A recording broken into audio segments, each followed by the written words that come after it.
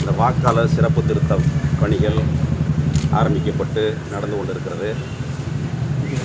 அது சம்பந்தமான புகார்களை ஏற்கனவே நாங்கள் மாவட்ட ஆட்சித்தலைவரிடத்தில் கொடுத்திருக்கிறோம். இப்பொழுதும் அதை வழங்கியிருக்கிறோம். ஒரு சில இடங்களில் ஒரு சில பூத்தில் திமுகவினர் அந்த படிவங்களை மொத்தமாக வாங்கி அவங்களே இஷ்யூ பண்ணுறாங்க. அது மட்டும் இல்லை, அந்த இருப்பிடத்தில் இல்லாதவங்களை வெளியூரில் இருக்கிறாங்க. அவங்க வெளியூரில் செட்டில் ஆகி தூத்துக்குடியில் இருக்கிறாங்க. தூத்துக்குடியில் ஓட்டு இருக்குது. அவங்க போயே 10 வருஷம் ஆயிடுச்சு. ஆனால் அந்த படிவத்தை திமுகக்காரங்க பிஎல்ஓட்டை மிரட்டி வாங்கிட்டு போய் அவங்க கையெழுத்து போட்டு கொடுக்குறாங்க. இந்த மாதிரி வெளியூர் படிவங்கள்லாம் ஓட்டாக சேர்த்துறதுக்கான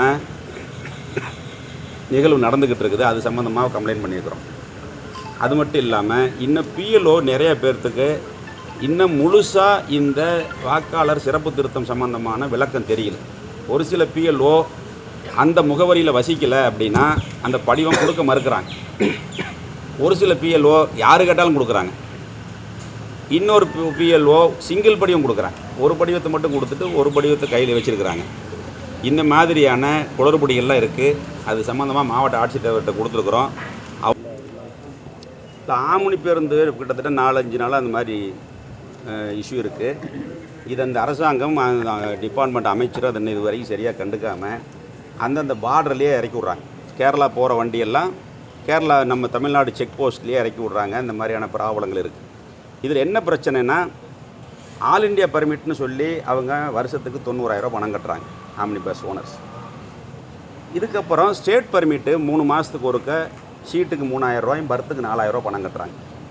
இதுக்கு முன்னே இந்த ஸ்டேட்டில் இங்கேருந்து அங்கே போனால் இருக்காது, அங்கேருந்து இங்கே வந்தால் வசூலிக்காமல் இருந்தாங்க. இப்போ எல்லா ஸ்டேட்லேயும் இப்போ நம்ம ஸ்டேட்டில் கேரளா பேருந்துகள் நம்ம ஸ்டேட்டுக்குள்ளே வந்தால் கர்நாடகா வண்டி நம்ம வந்தால் இதே மாதிரி நம்ம வசூல் பண்ணுறோம்.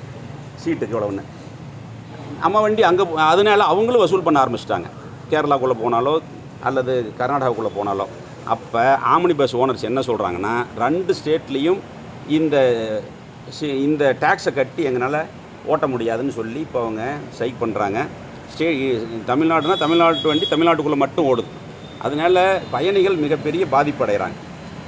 இதை கண்டுக்கிறதெல்லாம் அமைச்சர்னு சொல்கிறவங்கிறாங்க. ஒன்றுக்கு நானும் பேப்பரில் தான் பார்த்துருக்குறேன், செய்தி பார்த்துக்கிட்டு இருக்கிறேன். இது 4 ஸ்டேட்டும் சேர்ந்து பெரும்பாலும் தமிழ்நாடு, கர்நாடகா, கேரளா இந்த 4 ஸ்டேட்டுக்குள்ளே தான் இருக்கும். இவங்களுக்குள்ளே சேர்ந்து தென்னிந்திய அளவில் ஏதாவது கவர்மெண்ட்டில் 4 மினிஸ்டரும் சேர்ந்து பேசி இதுக்கு ஒரு தீர்க்கமான முடிவு காணலைன்னா இந்த பிரச்சனை இப்போதைக்கு தீராது. இல்லைன்னா இதனால் பாதிக்கப்படுறது பொதுமக்கள். அதுவும் இல்லை, இப்போ சபரிமலை சீசன் ஆரம்பிச்சிருச்சு. சபரிமலைக்கு போகிற பக்தர்கள்லாம் பாதிக்கப்படுவாங்க. இதை விடியா திமுக அரசு தலையிட்டு இதை உடனடியாக இந்த ஆம்னி பேருந்தினுடைய பிரச்சனையை முடிவுக்கு கொண்டு வர வேண்டும் என்பது என்னுடைய